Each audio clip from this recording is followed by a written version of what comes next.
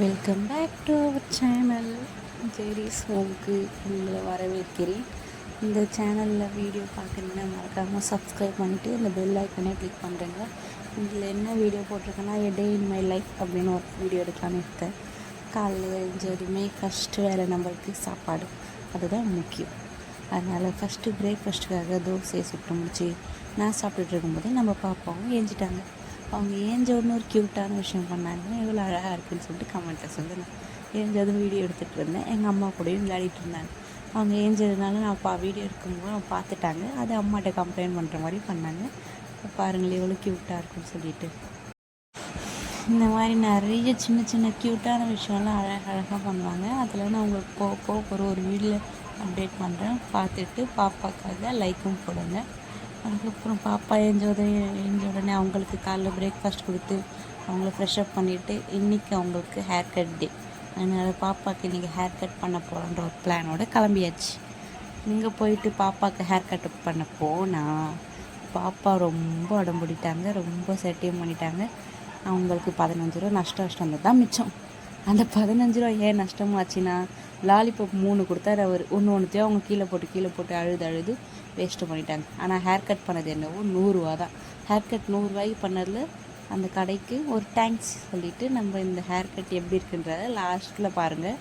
லாஸ்ட்டில் ஒரு க்யூட்டாக பண்ணியிருப்பாங்க. அதோடு சேர்ந்து அந்த ஹேர் கட்டையும் பாருங்கள் எப்படி இருக்குன்னு சொல்லி பார்த்துட்டு கமெண்ட்டை சொல்லுங்கள்.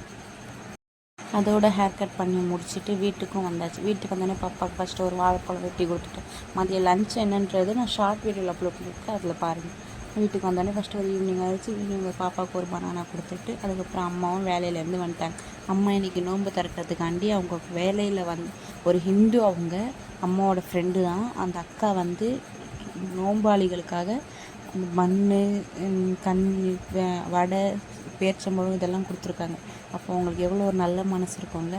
அவங்களுக்கு ஒரு பெரிய தேங்க்ஸ் சொல்லிவிட்டு இந்த வீடியோவை அவங்களும் பார்க்கணுன்றதை நினச்சிக்கிட்டு அவங்களுக்காண்டி நம்ம துவாவும் கேட்போம். ஓகேவா? இன்றைக்கி அம்மா நோன்பு திறக்க ஜூஸு, கிர்னி பழம் ஜூஸு, லெமன் ஜூஸ் எல்லாமே வச்சு எல்லாமே சூப்பராக இன்றைக்கி நோன்பும் திறந்து முடிச்சிட்டாங்க. சுட கஞ்சி கூட வடை சாப்பிட்றது யாருக்கு தான் பிடிக்காது சொல்லுங்கள். அதே மாதிரி இன்றைக்கி கஞ்சி வடை அதெல்லாம் வச்சு இன்றைக்கி சூப்பராக அம்மாவும் நோன்பு திறந்தாங்க. கூட போய் நம்மளும் எல்லாத்தையும் சாப்பிட்டு முடிச்சாச்சு.